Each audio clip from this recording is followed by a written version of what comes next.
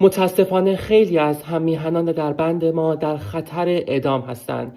من با خیلی از خانواده‌های این عزیزان در ارتباط هستم و سعی می‌کنم که ازشون اطلاعاتی بگیرم و در اختیار شما قرار بدم.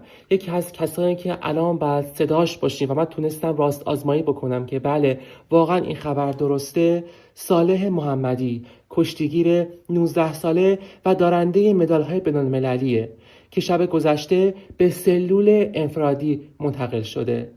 اقدامی که معمولا مقدمه اجرای حکم اعدامه. صالح محمدی اهل ساوه و ساکن قمه. این بچه خیلی بااستعداده.